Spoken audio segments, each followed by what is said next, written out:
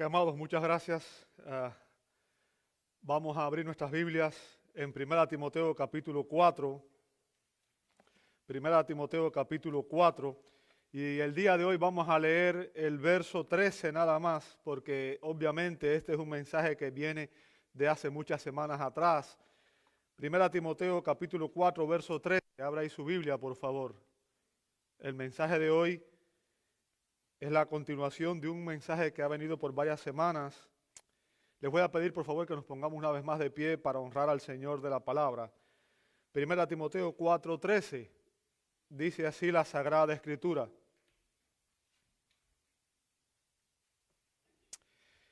Entre tanto que llego, ocúpate en la lectura de las Escrituras, la exhortación y la enseñanza. Señor, damos gracias en esta mañana por tu palabra y rogamos, Padre, que el Espíritu Santo sea el maestro que nos guíe a la verdad. Señor, que Él nos ilumine y nos permita entender las maravillas de tu ley. Gracias por tu palabra. Transfórmanos a través de ella. Lo pedimos en el nombre de Jesús. Amén y amén. Pueden tomar sus asientos. Muchas gracias a todos, hermanos.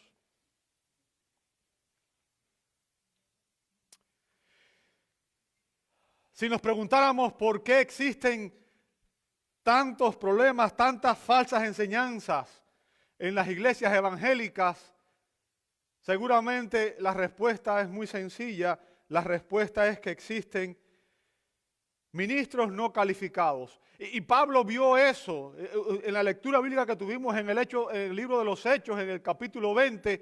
Pablo advirtió a los ancianos de la iglesia de Éfeso sobre un gran peligro, y es que a la iglesia vendrían falsos maestros, pero no solamente vendrían de afuera, sino que de entre los mismos líderes de la iglesia, de entre los ancianos de la iglesia, surgirían algunos que empezarían a enseñar cosas que no eran bíblicas realmente.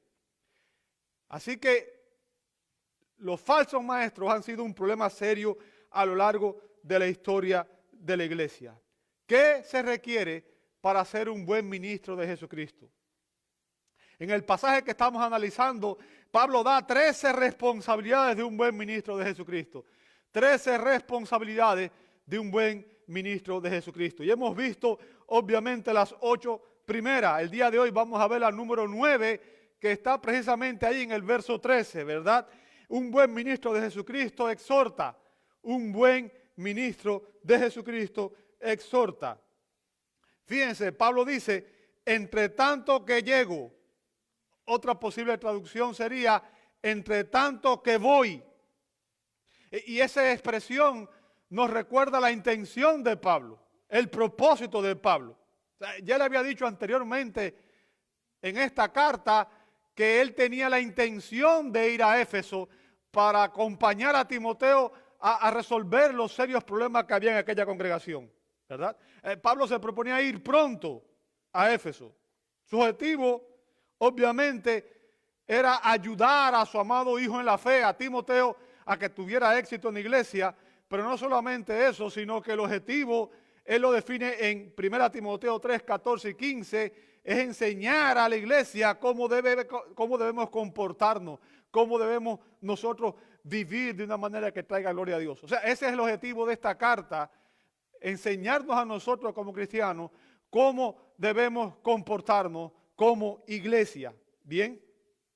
Ahora, obviamente, Timoteo era el pastor maestro de aquella congregación.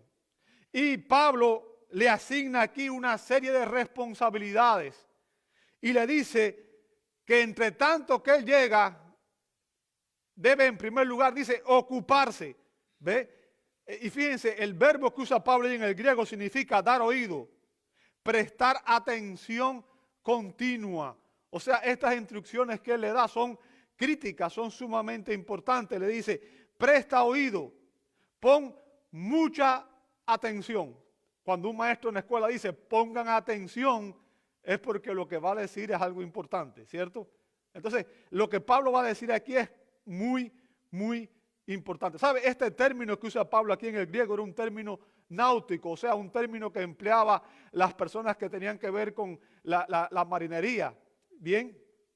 Y significaba mantener el rumbo de un barco en una dirección, ¿bien? mantener el rumbo de un barco en una dirección, navegar hacia. O sea, ese era el significado de la palabra en aquel contexto. Obviamente aquí se usa en un sentido figurado, ¿bien? Y se refiere a la iglesia. O sea, se refiere a la manera en que se debe conducir la iglesia para que realmente glorifique a Dios. Fíjense, este verbo está en tiempo presente y en la voz activa.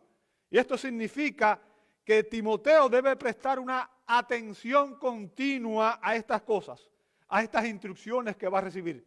Debe velar porque estas instrucciones se pongan en práctica, ¿bien? Y él debe mantener el curso de acción de la iglesia siguiendo estas instrucciones. O sea, como digo, una vez más, lo que Pablo va a decir aquí es crítico para la iglesia, es sumamente importante, ¿bien? Son instrucciones críticas muy importantes para la edificación espiritual de la iglesia. ¿Ok? Timoteo y todo buen ministro de Jesucristo tiene tres importantes responsabilidades con relación, fíjense, las enseñanzas que da Pablo en este verso están relacionadas directamente con la adoración pública. O sea, con lo que hacemos nosotros como cristianos cuando nos reunimos para adorar al Señor.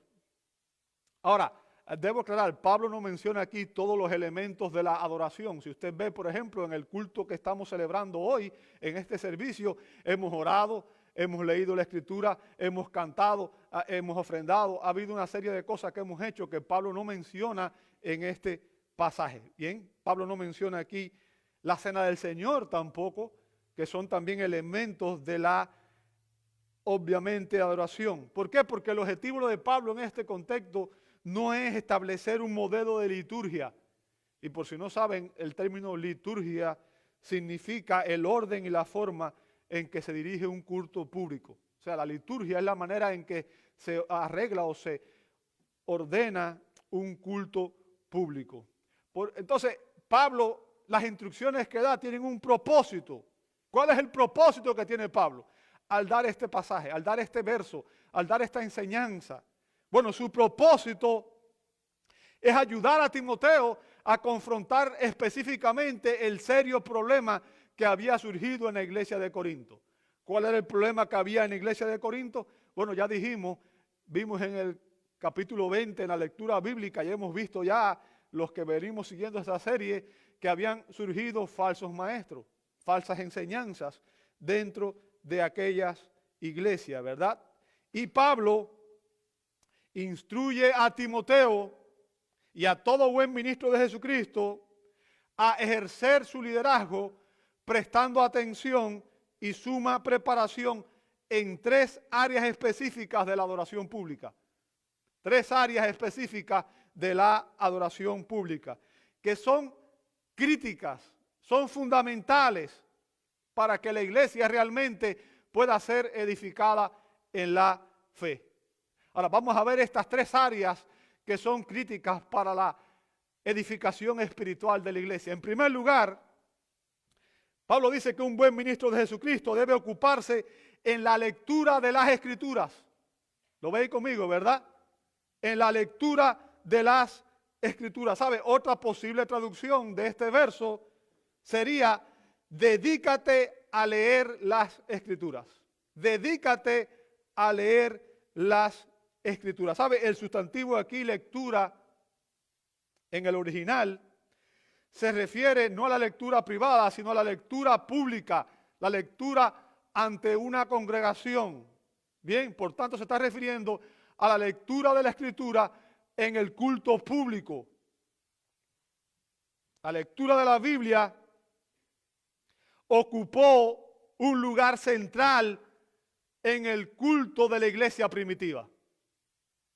¿Escuchó eso? La lectura de la Escritura ocupaba un lugar central, primordial, en el culto de la iglesia primitiva. De hecho, la lectura de la Escritura es un elemento esencial en la adoración pública, en la adoración de la iglesia. ¿Por qué razón? ¿Por qué la lectura de la Escritura es tan importante para la iglesia? Porque la iglesia, los creyentes, debemos tener nuestra atención centrada ¿en quién? En Dios, en aquel a quien adoramos. Y cuando usted viene de su casa, ¿usted viene con qué? Con su mente enfocada en todos los problemas que usted tiene, en todas las luchas que usted tiene, en todas las situaciones que usted está viviendo. Su mente está enfocada en los problemas, no en Dios. Y el objetivo que tenemos es que su mente se centre en Dios, para que usted pueda adorar de la manera apropiada. Y centrar nuestra mente en Dios solamente es posible cuando la atención de la congregación está enfocada en la palabra de Dios, porque la palabra de Dios es la única fuente infalible de conocimiento referente a Dios. Bien, por tanto, cada vez que se lee la Escritura, se está leyendo ¿qué cosa? La palabra de Dios. Y estamos llevando a la congregación a que enfoque su mente en Dios, a quien nosotros venimos a adorar. Cuando usted viene a este lugar, usted no viene a otra cosa que a adorar a Dios. Si usted viene con otro propósito, está en el lugar equivocado, porque el culto tiene como propósito que la iglesia exalte, adore a aquel que es digno de nuestra adoración. Y uno de los grandes problemas de nuestros días es que las iglesias, muchas iglesias están dedicando más tiempo al canto, a ver videos, a dar anuncios, a ver dramas, y dejan muy poco tiempo para la lectura de la Biblia y para la exhortación y la enseñanza.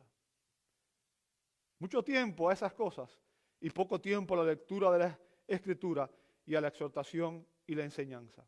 Pablo le ordena aquí en este verso a Timoteo que base su ministerio en la palabra de Dios. ¿Bien? ¿Por qué razón? ¿Cuál es la importancia que tiene la palabra de Dios? Bueno, déjame decirte lo que dijo Juan Calvino. Voy a citar sus palabras. La Escritura es la fuente de toda sabiduría, de la cual los pastores deben extraer todo lo que se ponen delante de sus rebaños. O sea, la Escritura es el alimento espiritual que la iglesia necesita para poder estar saludable. Bien. Si los ministros no llevamos a la congregación a la palabra de Dios, no estamos cumpliendo el propósito fundamental, la función fundamental que tiene la iglesia. Porque la función fundamental de la iglesia es llevar a los creyentes a la comunión con Dios, a la adoración a Dios. Por tanto, si no llevamos a la congregación a la palabra de Dios, la iglesia ha dejado de cumplir su función fundamental. Déjame decirte, Pablo no está innovando al dar estas instrucciones. O sea, lamentablemente hoy muchas veces los ministros tienen una visión pragmática y quieren hacer lo que funciona para el mundo, lo que la cultura quiere hacer, lo que a la gente le gusta. Bien, pero Pablo no está innovando aquí. El hecho de que la iglesia y de que los creyentes deben enfocar su atención en la palabra no es algo nuevo. La práctica de la lectura de la Escritura se inició en los tiempos del Antiguo Testamento.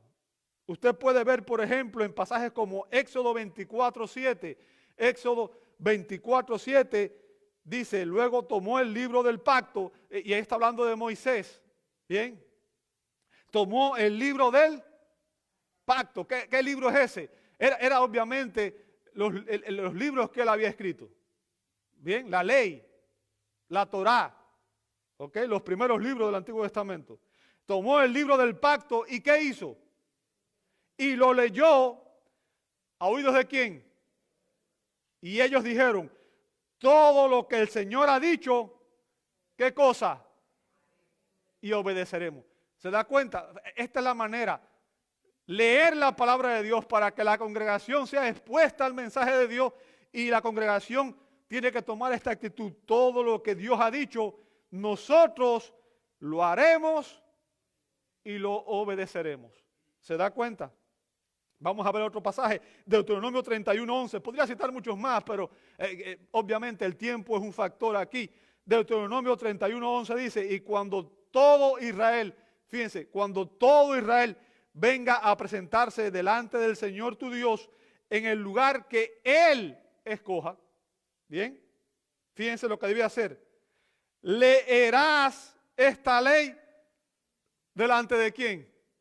Delante de todo Israel a oídos de ellos. Por tanto, fíjense la importancia. Había que leer la Escritura delante de todo el pueblo, para que todo el pueblo conociera la Escritura. Josué 8:35. Josué 8:35. Recuerden, José fue el líder que quedó a cargo de entrar a Israel a la tierra prometida. Fue el líder que sucedió a Moisés. Bien, fue el encargado de llevar a los judíos a conquistar la tierra prometida. Fíjense lo que dice en Josué 8:35. No hubo ni una palabra de todo lo que había ordenado Moisés que Josué no leyera delante de toda la asamblea de Israel. Bien, fíjense, incluyendo ¿quiénes? Las mujeres, los niños y los forasteros que vivían entre ellos. O sea, ¿sabe lo que está diciendo ahí? Que Josué leyó los 5 primeros libros de la Escritura ante toda la congregación. ¿Se da cuenta? La importancia, ahí vemos la importancia de leer la Escritura. Pero fíjense, no solamente ellos leían la Escritura, sino que la explicaban para que todo el mundo pudiera entender. Y bueno, yo prediqué de esto, el propósito de este año. ¿Recuerdan cuando hablamos de Esdras? ¿Recuerdan eso? Los 3 propósitos de este año. Bien. Nehemías 8:8 dice, y leyeron en el libro de la ley de Dios, nuevamente, ¿de ahí? Leyeron en el libro de la ley de Dios, traduciéndolo y dándole el sentido, ¿para qué? Para que entendieran la lectura. O sea, la lectura de la Escritura en la asamblea pública era importantísima. Y fíjense, no solamente formó parte de esa cultura en ese primer periodo, sino también formaba parte del culto después, cuando se formaron las sinagogas judías. La sinagoga judía es un antecedente, un precedente de lo que es el culto cristiano de hoy. Bien, vamos a ver, por ejemplo, en Hechos 15:21, Hechos 15:21, Pablo dice, porque Moisés, y obviamente, ¿por qué Moisés? Porque Moisés fue el escritor de los 5 primeros libros de la Biblia, ¿verdad? Se refiere a la ley, Pablo está usando ahí el término Moisés como un sinónimo de la escritura del Antiguo Testamento. ¿Se entendió hasta ahí? Bien, se refiere a los primeros libros de la Biblia. Dice, porque Moisés desde generaciones antiguas tiene en cada ciudad quienes lo prediquen. ¿Lo ve ahí? Pues todos los días de reposo es ¿qué cosa? Es leído ¿dónde? Fíjense, en las sinagogas se leía la Escritura. Se leía la Escritura. Bien. Cuando Jesús regresó a la sinagoga de Nazaret, Él leyó la Escritura antes de explicarla. Usted ve conmigo en Lucas 4:16. Lucas 4:16. Dice, llegó a Nazaret, donde se había criado. ¿Y según qué cosa? Fíjense, Jesús acostumbraba a hacer esto. Esta era una práctica de Jesús. ¿Qué cosa? Ir a la sinagoga. Bien, a congregarse para adorar. ¿Se da cuenta? Era una práctica de Jesús. Según su costumbre. Bien, ¿entró dónde? En la sinagoga. ¿Qué día? El día de reposo, el día de adoración. Bien, ¿y qué hizo? Y se levantó a leer. Bueno, y usted sabe que después de eso explicó el pasaje. Fue lo otro que hizo a continuación, ¿cierto? Entonces, la lectura pública, entienda esto, le daba a los creyentes la oportunidad de escuchar la palabra de Dios. La lectura pública le daba a los creyentes la oportunidad de escuchar la palabra de Dios. ¿Por qué razón? Bueno, vamos a entender que en el contexto los creyentes no tenían la ventaja de tener copias de los manuscritos de la Escritura.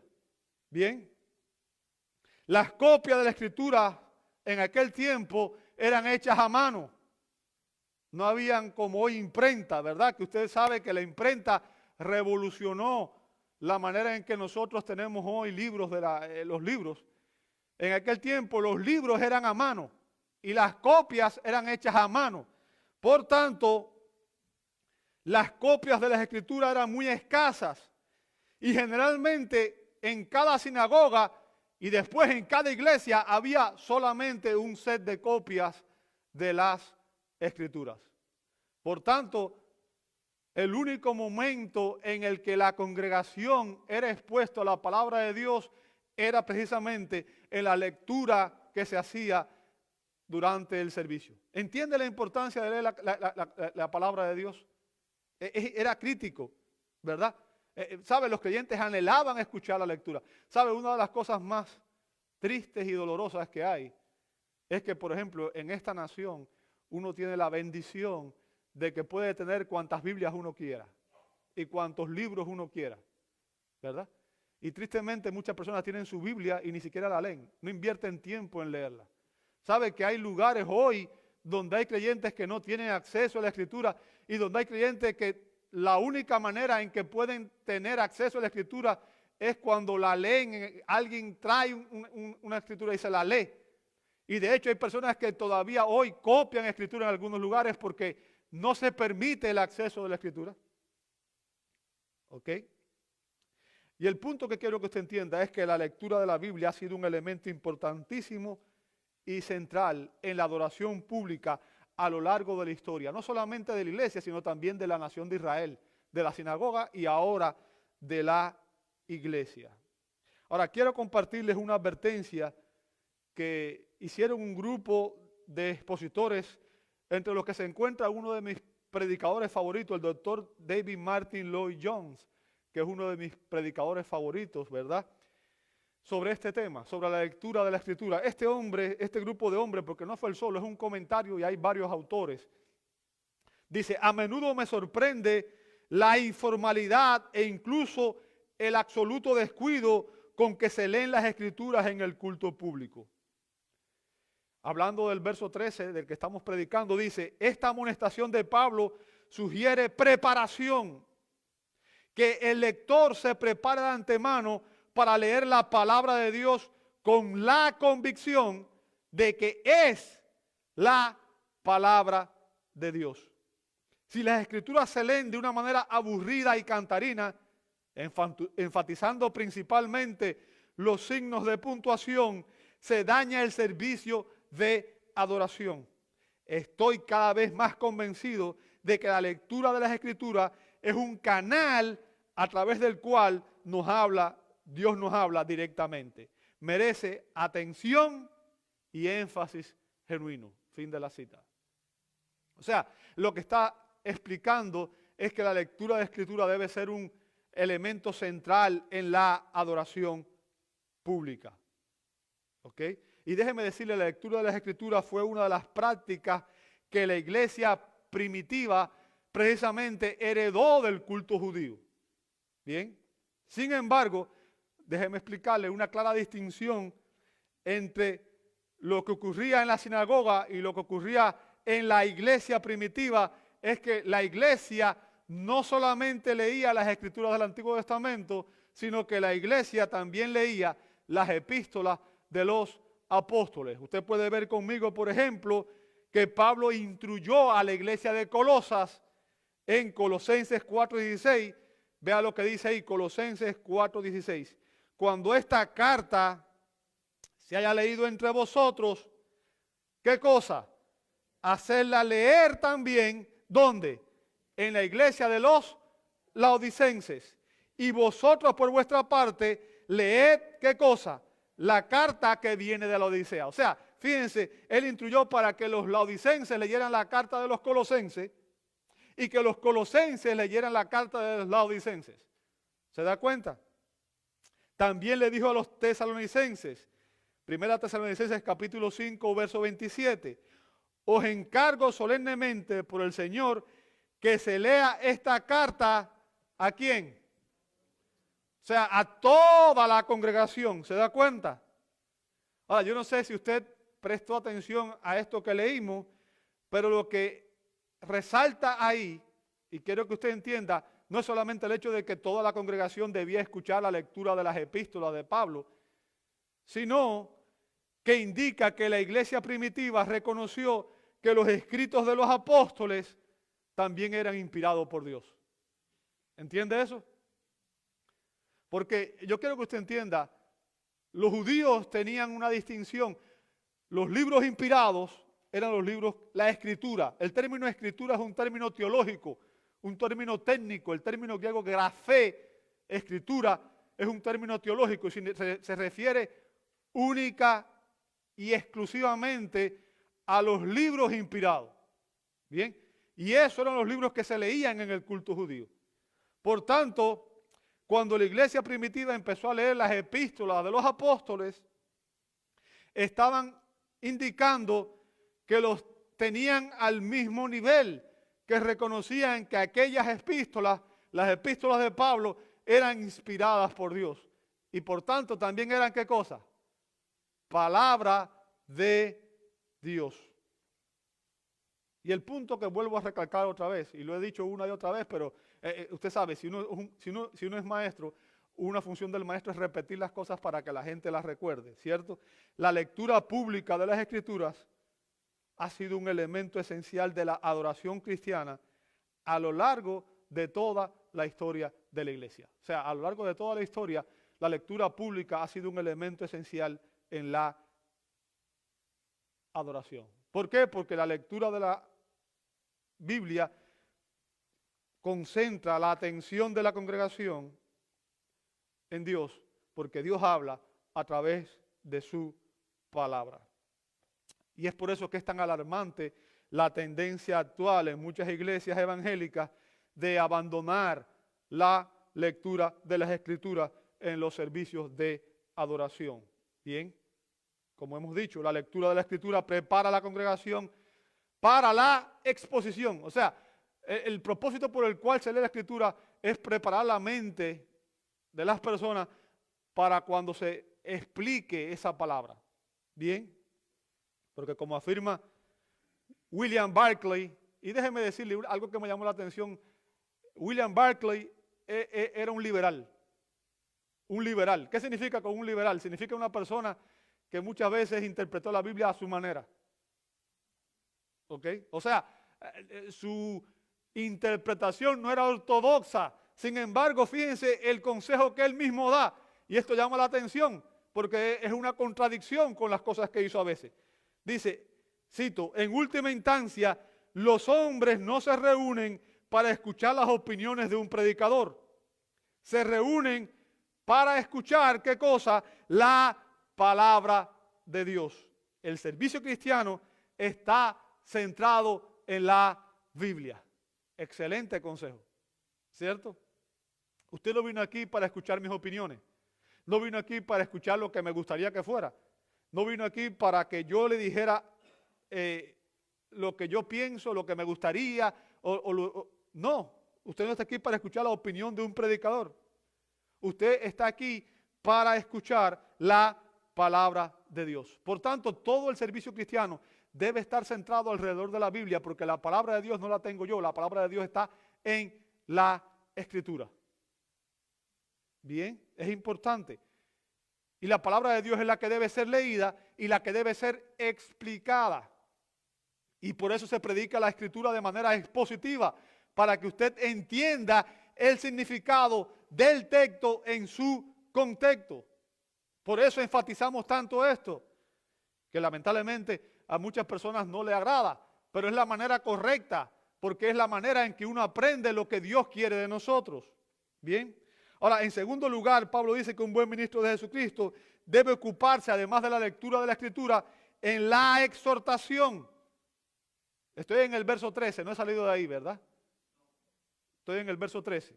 Dice, un buen ministro de Jesucristo debe ocuparse, en segundo lugar, en la exhortación. Fíjense, el sustantivo que usa Pablo ahí para clesis, para al lado, caleo, llamar, significa llamamiento al lado de uno. De ahí ya bien exhortación, consuelo o ruego. Y ese término en el griego incluye la exposición y la aplicación de los pasajes leídos. O sea, la explicación y la aplicación de los pasajes leídos. Implica hablar en nombre de Dios y con el poder del Espíritu Santo. O sea, ya vimos que en el Antiguo Testamento, ya vimos, por ejemplo, que antes de la iglesia, en la sinagoga, la práctica era leer el texto en voz alta, seguido de una palabra de exhortación. Eso fue lo que hizo Jesús, ¿verdad? Cuando él fue a la iglesia de Nazaret. También vemos, por ejemplo, en Hechos 13:15. Hechos 13:15 dice, después de la lectura de la ley y los profetas, y por si no saben, la ley y los profetas se refiere a dos de las divisiones que hacían los judíos. Los judíos dividían la escritura en tres partes, la ley, los profetas y los escritos, que se referían a lo que nosotros conocemos hoy como los libros sapiensales, ¿verdad? Los oficiales de la sinagoga, o sea, los líderes de la sinagoga, les mandaron a decir, hermanos, si tenéis, ¿qué cosa? Alguna palabra de exhortación para el pueblo, hablad. O sea, Pablo y Bernabé estaban allí y los líderes de la sinagoga le dijeron, bueno, después de leer, si tienen alguna palabra para exhortar al pueblo, adelante, háganlo. Bien. Y Pablo se levantó, si usted lee el texto bíblico en su contexto, se levantó y predicó el evangelio de Jesucristo desde las escrituras del Antiguo Testamento. O sea, exhortó a las personas a recibir a Cristo por la fe como Señor y Salvador, usando las escrituras del Antiguo Testamento. Y las iglesias primitivas adoptaron el mismo patrón de leer la escritura y luego predicar a la congregación. Leer la escritura y predicar a la congregación. Usted ve, eso es, ok, si usted va a una iglesia católica, por ejemplo, y yo le llamo, en realidad no es una iglesia, porque es una secta, pero si usted va a una iglesia católica, usted va a ver que en el centro lo que hay es ¿qué cosa? Un altar, no un púlpito, porque el centro de la adoración católica es ofrecer un sacrificio, la misa, llaman ellos, que supuestamente es un sacrificio incruento, ¿verdad? Pero eso es un error garrafal, porque la Biblia dice claramente en el libro de Hebreos que Cristo mediante un solo sacrificio hizo perfecto para siempre a los santificados. Pero el culto católico está centrado supuestamente en el nuevo sacrificio de Cristo, en sacrificar nuevamente al Hijo de Dios. Y todo el centro de su adoración está ahí, ¿verdad?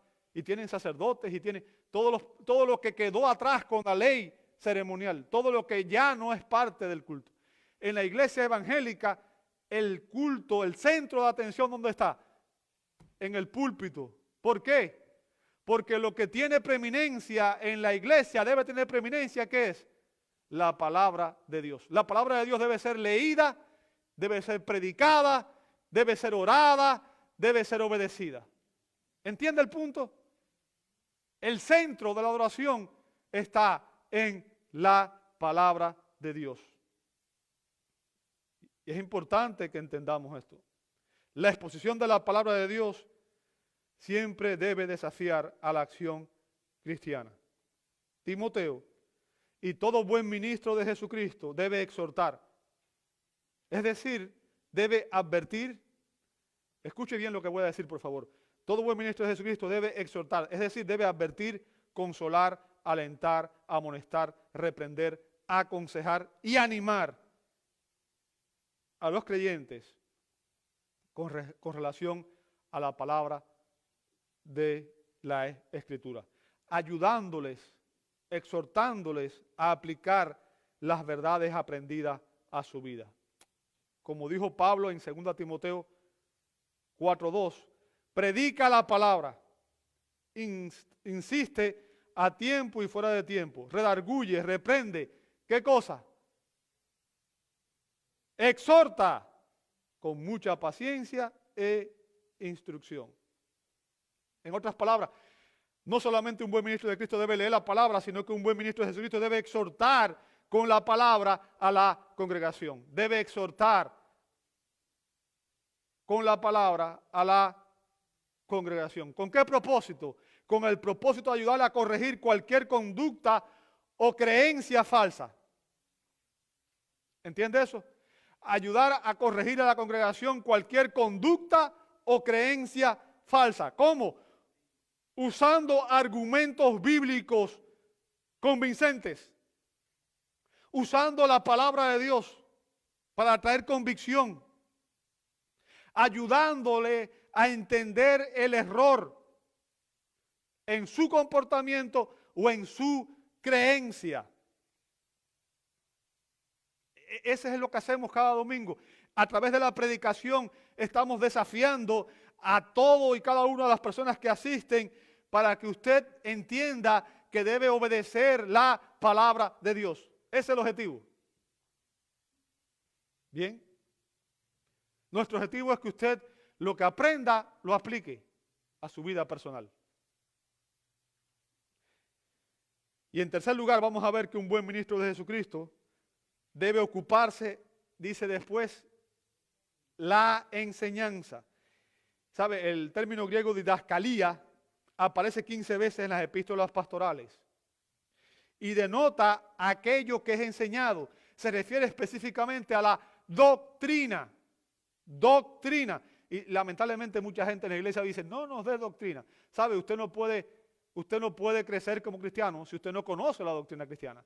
Usted tiene que saber lo que debe creer para entender cómo debe comportarse. A menos que usted entienda la doctrina cristiana, usted nunca va a poder vivir como cristiano. Y es por eso que hay tanta ignorancia bíblica en las iglesias hoy. Y lamentablemente es por eso que hay tanto desastre en las iglesias evangélicas hoy. El término se refiere a la instrucción, escuche bien, sistemática en la doctrina cristiana. Instrucción sistemática en la doctrina cristiana. Ahora recordemos, ya enseñamos que en el capítulo 3, verso 2 dice que el anciano, el pastor, el ministro de la iglesia debe ser apto para enseñar. La función principal de los ministros y de los líderes de la iglesia es enseñar.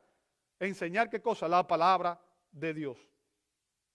Timoteo, y todo buen ministro de Dios debe catequizar al pueblo de Dios en la sana doctrina. Catequizar. Y usé el término catequizar, de donde también viene el término catecismo. Yo estoy seguro que mucha gente dirá, este es católico. No, yo quiero que usted entienda, el catecismo no es católico. Hay catecismo católico, pero el término catequizar significa simplemente enseñar. Enseñar de manera sistemática.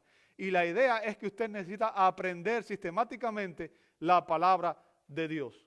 Bien, y existen muchos catecismos que no son católicos. Por ejemplo, existe el catecismo de Heidelberg, el catecismo de Charles Spurgeon, existe la Confesión Bautista de Fe de 1689, muchos de esos que son lecturas excelentes y que yo les exhorto a que si usted puede conseguirlos y leerlos, lo haga, porque va a ayudarle a entender las doctrinas de la fe cristiana. El objetivo de todo buen ministro es darle a la iglesia una instrucción sistemática, metódica y oral de la palabra de Dios. ¿Por qué?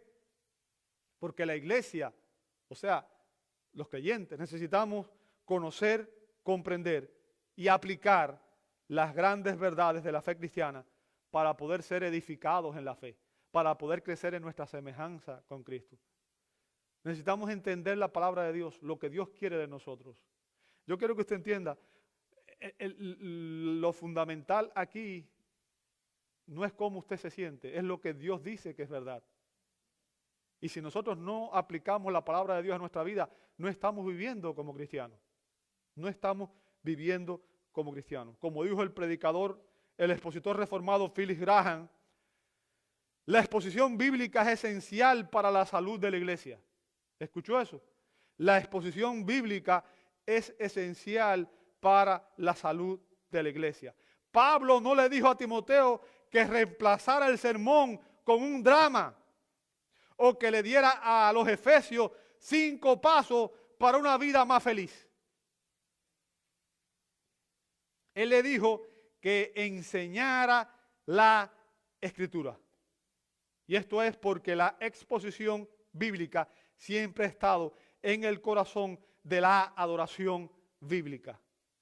Timoteo y todo buen ministro cristiano debe seguir el mismo patrón. Primero la Biblia debe ser leída, luego debe ser explicada y finalmente debe ser aplicada. Y es por eso que todo buen ministro de Cristo se caracteriza por una devoción a estudiar diariamente la palabra de Dios, a estudiar concienzudamente la palabra de Dios. ¿Por qué? Porque para poder exponer la Escritura, uno tiene que conocer la Escritura.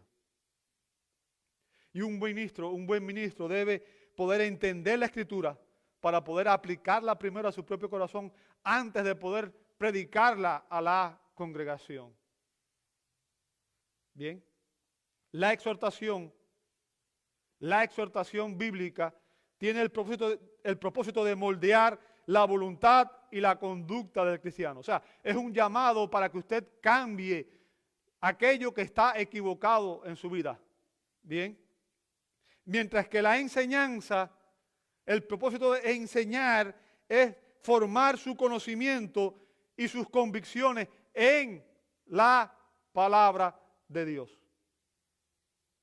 Bien, la exposición de la palabra de Dios requiere una cuidadosa preparación. Ningún hombre puede llegar a ser un buen expositor si no es un buen estudiante, si no es un ávido estudiante de la palabra de Dios, si no dedica tiempo, esfuerzo, oración, lectura, meditación en la palabra de Dios.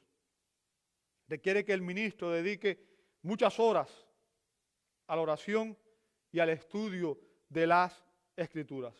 Y es importante que los miembros de la iglesia entiendan y ayuden para que sus ministros dispongan del tiempo necesario para preparar sus mensajes y preparar sus estudios bíblicos de cada semana. Y esto es crítico para la iglesia, amado hermano. ¿Por qué? Porque el centro de la adoración es la palabra de Dios. Y estamos plenamente de acuerdo con lo que dijo el reformador Martín Lutero cuando dijo que la mayor adoración a Dios es la predicación de su palabra tal y como está escrita. ¿Escuchó eso? La mayor adoración a Dios es la predicación de su palabra tal y como está escrita. Usted lo que debe venir a la iglesia es a buscar un mensaje que esté basado, fundamentado en la palabra de Dios. Si no está basado en la palabra de Dios, no es el mensaje que debe ser escuchado por la iglesia. Porque la lectura, la exposición y la aplicación de la Escritura son elementos esenciales de la adoración pública en el culto cristiano. Y nuestro deber como cristianos, y ahora voy a dar la aplicación del pasaje de hoy, ¿bien? Es no dejar de congregarnos como algunos tienen por costumbre, como dice Hebreos 10:25, sino que tengamos en mente y vengamos cada semana para que seamos expuestos a la lectura, la exposición y seamos exhortados con la palabra de Dios, comprometiéndonos a aplicar lo que aprendemos de manera fiel para que podamos vivir de una manera que realmente traiga gloria a Dios. Te invito a orar. Señor, damos gracias en esta mañana porque tu palabra es clara, es eficaz y en ella tú nos enseñas cómo tú quieres que nosotros actuemos, vivamos. Ayúdanos, Señor, a centrar nuestra atención en tu palabra. Padre, ayúdanos a entender que tu palabra es el alimento espiritual que nutre nuestras almas. Señor, que entendamos que no solo de pan vive el hombre, sino de toda palabra que sale de la boca de Dios. Y que, Señor, a menos que estemos alimentándonos de tu palabra, no estamos recibiendo la vida, porque la vida proviene de ti. Es tu palabra la que nos imparte vida, es tu palabra la que nos santifica, es tu palabra la que nos permite crecer. Ayúdanos, Señor, a ser estudiantes diligentes de tu palabra. Ayúdanos a ser fieles en anhelar el ser expuestos a tu palabra y que podamos, Señor, honrarte, vivir de una manera que realmente te traiga la gloria y la honra que tú mereces, Señor. Gracias, gracias por tu palabra. Y rogamos, Señor, que tú nos ministres a través de ella, hoy y cada día de nuestras vidas, y que nos ayudes a crecer en nuestra semejanza con Cristo. Lo pedimos en su nombre. Amén y amén y amén. Gracias, hermanos.